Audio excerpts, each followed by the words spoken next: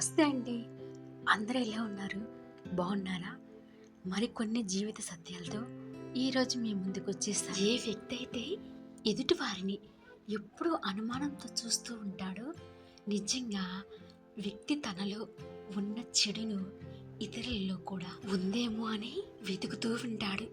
జీవితం ఇప్పటి వరకు ఉంటుందంటే నువ్వు నేర్చుకునేటంత వరకు ఉంటుంది. నేర్చుకోవడం ఆగిపోతే నీ జీవితం కూడా నీకు ఆగిపోతుంది. ఒక స్పెషల్గా అనుకొని జీవించడం మొదలుపెట్టు. ఎందుకంటే భగవంతుడు ఎవరిని వేస్ట్గా మంచి వాళ్ళలేదు. చెడు ఎందుకు జరుగుతుంది? ఎందుకంటే మంచి వాళ్ళు అందరి తమలాంటి వాళ్ళే అనుకుంటా. సాధ్యమైనంత వరకు మౌనంగా ఉండడం నేర్చుకో. ఎందుకంటే మనిషికి అన్నిటికంటే నష్టం నోరే కలుగజేస్తుంది. నమ్మకం కలిగి ఉండాలంటే నీ కష్టం మీద నమ్మకం కలిగి ఉండు. ఎందుకంటే అదృష్టం మోసం చేయవచ్చు, కానీ సరైన వాళ్ళు కష్టం కాదు. నీకు తోడుగా ఉంటే చెడ్డ రోజులు కూడా నీకు మంచిగా అయిపోతాయి. ఎవరైనా మన వాళ్ళు అయితే వాళ్ళు అద్దంలాగా ఉంటారు. మనతో కలిసి నవ్వుతారు, కలిసి ఏడుస్తారు. అప్పుడు కదా వాళ్ళు మన వాళ్ళు అవుతారు. వాళ్ళ మనసులో నీ గురించి ముందు నుండి చెడు భావనలు కలిగి ఉంటే వాళ్ళకి నువ్వు ఎన్ని మంచి పనులు చేసినా మేలులు చేసినా వాళ్ళు నిన్ను చెడ్డగానే అనుకుంటారు.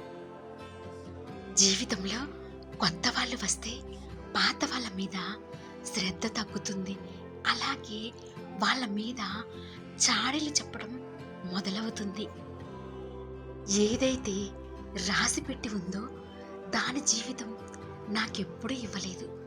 అలాగే దేన్నైతే అడిగానో అది నాకు రాసి పెట్టలేదు.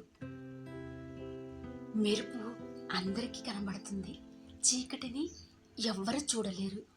జీవితం జీవించడానికి నాకు మాత్రం ఆలోచించడంలోనే గడిచిపోతుంది జీవితం అంతా. చీకటి రాత్రులు వాళ్ళకే ఉంటాయి. ఎవరికైనా కష్టం యొక్క కొవ్వొత్తును వెలిగించటం రాదు.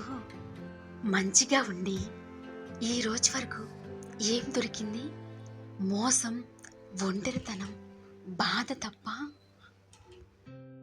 ఒకవేళ ఎవరి గురించైనా ఎక్కువగా ఆలోచిస్తుంటే నమ్మండి, ఆ మనిషి కూడా నీ గురించి ఆలోచిస్తాడా అని. చెప్పడానికి అన్ని బంధాలు మంచిగానే ఉంటాయి, కానీ సమయానికి తోడుగా ఏ బంధం అయితే ఉంటుందో అదే నిజమైన బంధం. ఈరోజు నువ్వు నడిచే దారిలోనే అడ్డ తగిలితే వచ్చే రేపు బ్రతుకునివ్వరు. జీవితం చాలా సులువుగా ఉండేది ఒకవేళ సమయానికి ముందే లోకుల గురించి తెలిసి ఉంటే. ఎవరైతే నీకు అర్థమయ్యే విధంగా చెప్పలేదో వాళ్ళ గురించి అర్థం చేసుకోవాల్సిన లేదు. సరైన వాళ్ళు నీకు తోడుగా ఉంటే చెడ్డ రోజులు కూడా మంచిగా అయిపోతాయి. ఇది లోకం తీరు. ఫ్రెండ్స్ వాళ్ళకు అవసరమైనప్పుడు మాటలు చాలా తీయగా ఉంటాయి. మాట్లాడడానికి సమయం సందర్భం కాదు, ఉండాల్సింది మనసుండాలి. అద్దం బలహీనంగా ఉన్నా నిజం చూపించినప్పుడు కంగారు పడకు. షార్ట్ కట్లు కాదు, ఎప్పుడు మంచి దారిలో వెళ్ళడానికి ప్రయత్నించు. ఎదురు చూడడం చాలా కష్టం, పశ్చాత్తాపం పడడం దానికంటే కష్టం. నిజమైన పరివర్తన లేదా మార్పు అనేది నీ మనసులో నుండి కలగాలి, కానీ బయట నుండి కాదు. దేవుడు అవ్వాలని ప్రయత్నించకు, ఒక మంచి మనిషిగా అయితే చాలు. కొంచెం ఇతరులు మనసులో ఏముందో కూడా చూడటం నేర్చుకో. ఈరోజు ప్రతి ఫోన్లో పాస్వర్డ్ ఉంది, కానీ మనసులో తాళాలు వేసి ఉంచారు. అబద్ధపు నమ్మకం కలిగించే కంటే స్పష్టంగా లేదని చెప్పటం బెటరు. ఎప్పుడు ప్రేమగా మాట్లాడండి, ఎందుకంటే చెవిటివాడు కూడా వినగలుగుతాడు, మూగవాడు కూడా మాట్లాడగలుగుతాడు. గొప్పతనం కలిగి ఉండేవాళ్ళు చాలామంది ఉండొచ్చు, కానీ గొప్ప మనసు కలిగి ఉండేవాళ్ళు కొద్ది మంది మాత్రమే ఉంటారు. పాలను తోడేస్తే పెరుగవుతుంది, పెరుగును చిలకిస్తే వెన్నొస్తుంది, వెన్నని కరిగిస్తే నెయ్యి వస్తుంది. పాల కంటే ఖరీదైనది పెరుగు, పెరుగు కంటే ఖరీదైనది వెన్న, వెన్న కంటే ఖరీదైనది నెయ్యి. అయినా వీటి నాలుగిటి రంగుల కంటే పదే పదే కష్టాలు వచ్చినప్పటికీ ఏ మనిషి అయితే తన రంగును మార్చుకోడో సమాజంలో అతనికి విలువ పెరుగుతుంది. ఆ వ్యక్తి యొక్క ప్రతి మాటను నమ్మేదాన్ని, కానీ నాకేం తెలుసు అబద్ధాన్ని కూడా చాలా ప్రేమతో చెబుతాడని కర్మ ఎవరిని వదిలిపెట్టదు. ఒకవేళ ఏడిపిస్తే ఖచ్చితంగా తిరిగి ఏడిపిస్తుంది.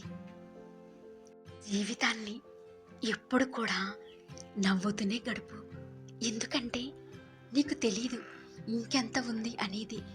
జీవితంలో కొంత సమయం చెడ్డ తప్పొచ్చు, కానీ జీవితం అంతా కాదు. అప్పుడప్పుడు బంధాలకు దూరంగా ఉంటే చాలా సంతోషంగా అనిపిస్తుంది. ఎంతమంది మీద నమ్మకం చచ్చిపోతుందో నా లోపల నాకే తెలియదు. ఇప్పుడు నా మనసు కూడా ఒక శ్మశానంలా అనిపిస్తుంది. బాధ నుండి బయటపడడానికి కొన్ని బంధాలను మనసులో బ్లాక్ చేయాల్సి వస్తుంది. ఎవరి దగ్గర నుండైనా చాలా రోజుల తర్వాత మెసేజ్ వస్తే రిప్లై కూడా చాలా రోజుల తర్వాత ఇవ్వు. ఎవరినైనా ఫోన్ బ్లాక్ చేయడం వల్ల ఏమీ జరగదు.